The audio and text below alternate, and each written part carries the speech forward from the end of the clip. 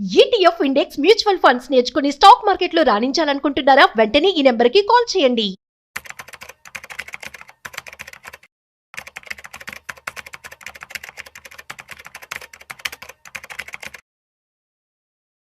నమస్తే, welcome to Suman TV. నేను విష్ణు. ప్రస్తుతంతో పాటు ప్రముఖ స్టాక్ మార్కెట్ అనలిస్ట్ సుందరరామరెడ్డి గారు ఉన్నారు. సార్తో మాట్లాడదాం. సార్ నమస్తే. సార్ నమస్తే సార్.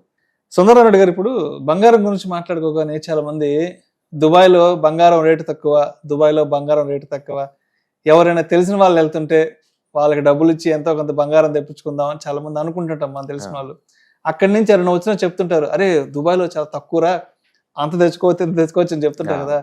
ఎందుకు అసలు దుబాయ్లో బంగారం రేటు తక్కువ? సరే, ఒకవేళ మనం దుబాయ్లో గోల్డ్ కొనుక్కొని భారతదేశానికి తెచ్చుకోవాలి అంటే ఒక్కొక్క ఇండివిడ్యువల్ ఎంత బంగారాన్ని అక్కడ కొనుక్కొని భారతదేశానికి అఫీషియల్ గా తెచ్చుకోవచ్చు? రైట్. సో బేసికల్గా దుబాయ్లో నాట్ ఓన్లీ గోల్డ్ అండి, ఏటికైనా సరే ట్యాక్సెస్ చాలా తక్కువ ఉంటుంది. గల్ఫ్ కంట్రీస్ అన్నింటిలో కూడా ఏంటంటే అది ఆయిల్ బేస్డ్ ఎకానమీ కదా, గవర్నమెంట్ కి అదర్ ఇన్కమ్ చాలా ఎక్కువ వస్తుంటది అనమాట. అందుకని చాలా కంట్రీస్ లో ఇన్కమ్ ట్యాక్స్ జీరో ఉందండి అక్కడ. ఈవెన్ ఇండియా నుంచి కూడా చాలా మంది అక్కడ గోల్డెన్ వీసా తీసుకొని 10 years 20 years కి అక్కడ పోయి స్టే చేస్తారు. అక్కడ మీరు ఎంతైనా సంపాదించుకోండి, ఇన్కమ్ ట్యాక్స్ జీరో ఉంటుంది. ప్లస్ ఈవెన్ బిజినెస్ ఏదైనా రన్ చేసినా సరే గవర్నమెంట్ కి లీజ్ ట్యాక్సెస్ ఉంటాయి అండ్ సేఫ్టీ సెక్యూర్ హై లెవెల్లో ఉంటుంది. అందుకని వరల్డ్ వైడ్ గా ఉన్న అల్ట్రా రిచ్ పర్సన్స్ మొత్తాన్ని అట్రాక్ట్ చేస్తూ ఉంటాయి అనమాట. కాకపోతే ఏంటంటే టెంపరేచర్ కొంచెం బయటికి పోలేము, లోపల వరకు ఉన్నంత చెప్పి అనమాట, లోపల వరకు అనమాట. ఇన్ఫ్రాస్ట్రక్చర్ పరంగా అయితే సూపర్గా ఉంటుంది. గవర్నమెంట్ రెగ్యులేషన్స్ కానీ సేఫ్టీ పరంగా కానీ వీటన్నింటిలో బాగుంటుంది అది. సో న్యాచురల్ గా ట్యాక్సెస్ అనేది లీస్ట్ ఉంటాయి అక్కడ. గోల్డ్ మీద లిటరల్లీ జీరో ట్యాక్స్ అక్కడ. యాక్చువల్ అయితే గోల్డ్ అవైలబిలిటీ ఎక్కడ ఉండాలా? గోల్డ్ మైనింగ్ అయితే ఎక్కడైతే ఉందో అక్కడ అవైలబిలిటీ ఉండాలా. అయితే దుబాయ్లో గోల్డ్ మైనింగ్ అంటే ఏం లేదండి, బయట నుంచి తెచ్చుకోవటం మొత్తం వాళ్ళు బయట నుంచి తెచ్చుకోవచ్చు. గోల్డ్ ట్రేడింగ్ హబ్ అంతే అది. అందుకని దుబాయ్ గోల్డ్ ప్యూరిటీ బాగుంటుంది అండ్ మంచి గోల్డ్, అది కలర్ కూడా ఎల్లో కలర్ లో ఉంటుంది. అండ్ వాళ్ళు రోజుకి టన్ను లెక్క అమ్ముతారు, కేజీ లెక్క కూడా కాదు, ఎందుకంటే వరల్డ్ వైడ్ కదా ఎగ్జిబిషన్ జరుగుతుంది అక్కడ. అందుకని మన చార్మినార్ లో కనుక బెంగళూరు కదా ఎట్లా ఉంటుందో దుబాయ్ లో గోల్డ్ అలా ఉంటుంది అనమాట. సో న్యాచురల్ గా అంత ఎక్కువ ఉన్నప్పుడు ఎంతకంత డిస్కౌంట్లు అమ్మటం అనేది మామూలు విషయమే. ఒకటి ట్యాక్సెస్ లేవు, కాంపిటేటివ్ ప్రైస్ లో కాబట్టి తక్కువ రేటుకి అమ్ముతారు అనమాట. అందుకని ఇండియాతో పోల్చుకుంటే 1000-2000 తగ్గడం అనేది మామూలు విషయం. అది చాలా మంది అంటే దుబాయ్ పోయినప్పుడు వచ్చేటప్పుడు బై డిఫాల్ట్ ఆ గోల్డ్ తీసుకొస్తారు. ఈవెన్ దుబాయ్ కాదు, ఈవెన్ సింగపూర్ వెళ్ళినట్టు కూడా పట్టుకొస్తుంటారు. అంతెందుకండి, యాపిల్ ఫోన్ ఇండియాలో తీసుకుంటే 1,10,000, నువ్వు అదే పక్కన సింగపూర్ లో తీసుకుంటే నీకు 90,000 వస్తుంది. అంటే ఫ్లైట్ చార్జెస్ పాంగుంటే ఇంకా డబ్బులు మిగులుతాయి. అందుకే చాలా మంది టూర్కి వెళ్ళినప్పుడల్లా లేదు యాపిల్ ఫోన్ లో అవి చెప్తుంటారు. అట్లా ఈవెన్ దుబాయ్ కూడా ఇండియాతో పోల్చుకుంటే couple of thousands మనకి సేవ్ అవుతాయి అనమాట. అయితే ఎంత తెచ్చుకోవచ్చు అంటే మీరు కనుక 6 నెలల లోపు ఉంటే ఒకలాగా ఉంటుంది, 6 నెలలు దాటి ఉన్న ఇండియన్స్ కి అయితే ఒకలాగా ఉంటుంది అనమాట. అక్కడ స్టేయింగ్ ని బట్టి. అవును. మన డెఫినేషన్ ప్రకారం ఏంటంటే మీరు ఎన్ఆర్ఐ అన్నా అనుకోండి, ఊరికే రాదు స్టేటస్. అది ఇండియా బయట నువ్వు 180 days ఉండాలి మినిమం. అలా ఉంటే వాళ్ళకి ఇస్తారన్నమాట ఆ స్టేటస్. మీరు కనుక దుబాయ్ కనుక వెళ్తే టూరిస్ట్ లాగా వెళ్తే 180 days కనుక లోపలికి వస్తే కనుక అప్ టు 40 grams వరకు మీరు తెచ్చుకోవచ్చు. లేడీస్ అయితే, జెంట్స్కి అయితే 20 grams కన్నా ఎక్కువ అలౌ చేయరు. కానీ అక్కడ తిరకాల్సి ఏంటంటే కస్టమ్స్ యాక్ట్స్ 2016 ప్రకారం ఏంటంటే 1 lakh వర్త్ అయిన గోల్డ్ ని మాత్రమే లేడీస్ తెచ్చుకోవాలి. అది పెట్టింది 2016 లో అండి రూల్, కస్టమ్స్ లో పెట్టింది. ఇప్పుడు ఎంత ఉంది? 10 grams గోల్డే 1,15,000. అంటే వాల్యుయేషన్ ప్రకారం చూసుకుంటే 10 grams కూడా రాదు ఇప్పుడు. అంటే ఒక 7 grams 8 grams లోపల అయితే ₹1,00,000 అంతే. 10 grams లెక్క అయితే మాత్రం మళ్ళీ 40 అంటారు. ఇప్పుడు మన ఎయిర్పోర్ట్ లో దిగంగానే కస్టమర్లు పట్టుకున్నారు అనుకోండి, వాల్యుయేషన్ ప్రకారం ట్యాక్స్ వేస్తారు వాళ్ళు. 38% ఉంటుందండి కస్టమ్ డ్యూటీ వాటి మీద. చాలా మందికి తెలియక ఏంటంటే వచ్చేటప్పుడు 10 grams 20 ఏం పట్టుకోరలే అని చెప్పి తెచ్చుకుంటా ఉంటారు. ఇక్కడ కస్టమ్స్ ఆఫీసర్ చాలా స్ట్రిక్ట్ గా ఉంటారు. చాలా మంది ట్రబుల్ అయ్యారు. దాంతో ఏంటంటే కొంతమంది బ్రైబ్ ఇచ్చే పక్క పోతారు, కొంతమంది నెగ్లిజిబుల్ అమౌంట్ అయితే వదిలేసి వెళ్ళిపోతుంటారు. ఇలా జరుగుతూ ఉంటాయి అనమాట. మొత్తానికి అయితే 40 grams అండి లేడీస్ కి అయితే, 40 grams లేదా అండ్ ₹1,00,000 వర్త్ గోల్డ్ ఇప్పుడున్న రూల్స్ ప్రకారం అయితే. జెంట్స్ అనుకోండి 20 grams గోల్డ్ లేదా 50,000 వర్త్, అంతకంటే ఎక్కువ అలౌ చేయరండి. ఒకవేళ తెచ్చుకుంటే అప్ టు కేజీ వరకు తెచ్చుకోవచ్చు, కానీ 38% కస్టమ్ డ్యూస్ కట్టి మీరు తెచ్చుకోవాలా. 38% కట్టేసి. అందుకని చాలా మంది ఇన్నోసెంట్స్ కి రూల్ తెలియదు కాబట్టి టూరిస్ట్ అందరూ కూడా తెచ్చుకుంటా ఉంటారు. అది మొత్తం మీద దుబాయ్లో గోల్డ్ రేట్ తక్కువ. అదే విధంగా ఈ మధ్య ఎన్ఆర్ఐలు కూడా కేంద్రానికి కూడా ఒక విజ్ఞప్తి చేయడం జరిగింది అవును. ఈ గోల్డ్ వాల్యూకి సంబంధించి కూడా, దాని గురించి ఏదైనా యా చెప్పారా? సౌదీలో ఉన్న ఎన్ఆర్ఐస్ మొత్తం కలిసి గవర్నమెంట్ రిక్వెస్ట్ పెట్టారండి వాళ్ళు. ఎందుకంటే 2016 అప్పుడు గోల్డ్ ఆల్మోస్ట్ 2500 ఉండేది గ్రాము. అప్పట్లో పెట్టిన రూల్ అది. ఇప్పుడు గోల్డ్ రేట్ నీకు 10,000 దాటింది కదా గ్రామ్ రేటు. అవును. అందుకని గ్రామ్ రేటు 2005 దగ్గర ఉన్నప్పుడు డిజైన్ చేసింది ఆ రూల్.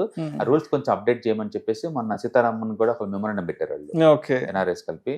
మేబీ గవర్నమెంట్ అలౌ చేయొచ్చు, ఎందుకంటే ఇప్పుడు గవర్నమెంట్ కూడా గోల్డ్ ఇన్పుట్ అయితే బాగానే ఉంటుంది కాబట్టి రేటు. సో మొత్తానికి అయితే ఇండియాలో ఎవ్రీ ఇయర్ యావరేజ్ మీద అయితే మనకి ఆల్మోస్ట్ 700 tons వస్తుంటదండి gold import. Last 10 years alone కూడా మనకి మోర్ దెన్ 10,000 దాకా వచ్చింది అనమాట. మొత్తం ఇండియన్ అఫీషియల్ లెక్క ప్రకారం అయితే 25,000 tons ఉన్నాయి. దాని కనుక చూసుకుంటే లాస్ట్ 1 year అలోన్ 50% పెరిగిందండి. 50%.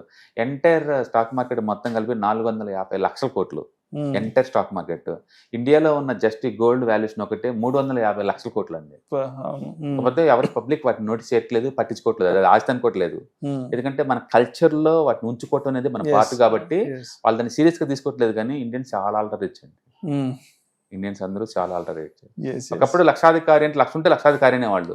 ఇప్పుడు 8 గ్రాముల గోల్డ్ రింగ్ ఉన్న వాళ్ళంతా లక్షాధికారి. కరెక్ట్. So right. అయితే మొత్తానికి మనకి ఇండియాలో మేజర్ ఫెస్టివల్స్ కూడా రాబోతున్నాయి కాబట్టి, సో నెక్స్ట్ 1 month లో ఇంకా ఎంతవరకు పెరిగే అవకాశం ఉందంటారు? పెరిగిద్దనే బదులు పెరిగిన రేటు కన్సాలిడేషన్ అవుతుందండి. ఎందుకంటే రేటు పెరిగే కొద్దీ కొన్ని వాళ్ళందరూ పోస్ట్ పోన్ చేసుకుంటూ పోతుంటారు. అంటే షాప్స్ కూడా అంత వర్తం కాదు. అందుకని గోల్డ్ రేట్ పెరిగిద్దని అనుకోవట్లేదు. ఆ పెరిగిన ర్యాపిడిటీ స్పీడ్ ఏదైతే ఉందో అదేమవుతుందంటే టైం కరెక్షన్ వస్తుంది. కాబట్టి ఈవెన్ దసరా దివాళీ టైం కూడా గోల్డ్ 1,10,000 దాటి ముందు పోద్దని అనుకోవట్లేదు. బట్ ఈ పెరిగిన ప్రైస్ సస్టైన్ అవుతుంది అంతే. ఎందుకంటే వరల్డ్ వైడ్ ఈక్విటీ మార్కెట్ బాగా ర్యాలీ జరుగుతూ ఉంటాయి. అంటే సెంట్రల్ ఇప్పుడు ట్రంప్ టారిఫ్ వార్ కొంచెం ఆగింది అనుకోండి, గోల్డ్ కి అమౌంట్ తగ్గిపోద్ది ఆటోమేటిక్ గా. అందుకని నేను అనుకోవటం నెక్స్ట్ 1 year కన్సల్టేషన్ పేజ్ లో ఉంటుంది తప్ప టూ మచ్ పెరగదు. ఎందుకంటే ఇప్పటికే చాలా దూరం పెరిగింది అది. అంటే ఇదే కాదు, ఏ ఎసెట్ అయినా సరే అది టూ మచ్ గా 50 100 పెరిగింది అనుకోండి, అంటే 2-3 years సైడ్ మార్కెట్కి వెళ్ళిపోతాయి. దాన్ని టైం కరెక్షన్ అంటారు. అండ్ ఇది గోల్డ్ లో కూడా టైం కరెక్షన్ అయ్యే ఛాన్స్ ఎక్కువ ఉంటుంది. అది ఇప్పటికే 1,10,000 అంటే చాలా మంది సర్ప్రైజ్ అయ్యారు. అది దాటి ముందు పోద్ది నేను అనుకోవట్లేదు. ఆ పెరిగిన స్పీడ్ సస్టైన్ కావడానికి 6 నెలల నుంచి 1 year పట్టే ఛాన్స్ ఎక్కువ ఉంది.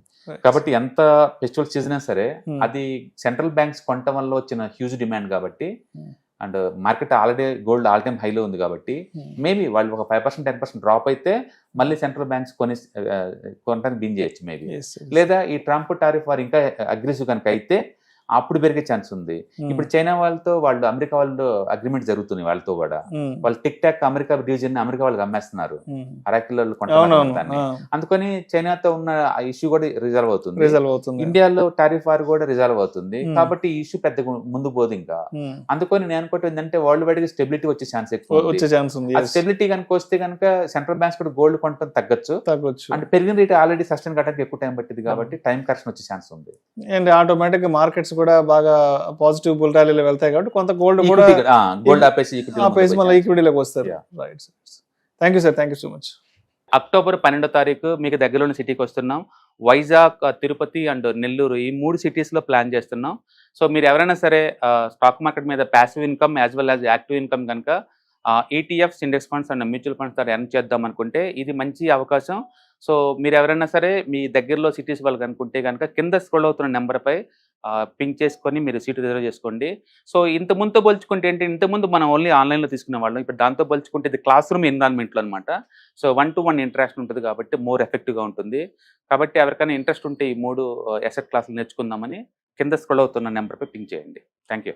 ETFs, index funds and mutual funds మీరు కనుక స్టాక్ మార్కెట్లో ఎంటర్ అవ్వాలనుకుంటే మార్కెట్లో స్టాక్స్ డైరెక్ట్గా ఇన్వెస్ట్ చేసే బదులు కపుల్ ఆఫ్ స్టాక్స్ ఇన్వెస్ట్ చేయడం ద్వారా ఏంటంటే ఆటోమేటిక్ రిస్క్ తగ్గించుకోవచ్చు. కాబట్టి మీరు బిగినర్ అయినా లేదా ఎక్స్పీరియన్స్ పర్సన్ అయినా సరే మార్కెట్లో సేఫ్ సెక్యూర్ వేలో లాంగ్ టర్మ్లో సస్టైనబిలిటీ కావాలంటే ఈ ప్రొడక్ట్స్లో ఇన్వెస్ట్ చేయడం ద్వారా దాన్ని సాధ్యం చేసుకోవచ్చు అనమాట. కాబట్టి మీకు ఎవరికైనా సరే ఈ ETFs, ఇండెక్స్ ఫండ్స్, మ్యూచువల్ ఫండ్లో ఇన్డెప్త్ నాలెడ్జ్ కోసం అండ్ గైడెన్స్ కోసం ఈ ట్రైనింగ్ ప్రోగ్రామ్ అటెండ్ అవడం ద్వారా మీరు మనీ మేక్ చేసుకోవచ్చు. కాబట్టి మీకు ఇంట్రెస్ట్ ఉన్న పార్టిసిపెంట్స్ ఈ వీకెండ్లో జరిగే వెబినార్ అటెండ్ అవడం ద్వారా ఇందులో ETFs, index funds, mutual funds అంటే ఏంటి, వాటిని ఎలా మనీ మేక్ చేసుకోవాలి, వాటిని ఎలా మేనేజ్ చేసుకోవాలి, వాటి గురించి కాంప్రహెన్సివ్ ట్రైనింగ్ మీకు ఈ ప్రోగ్రాంలో అందించబడుతుంది. ఈ వీకెండ్లో జరిగే ఈ ప్రోగ్రామ్కి ఎన్రోల్ చేసుకోండి. Thank you.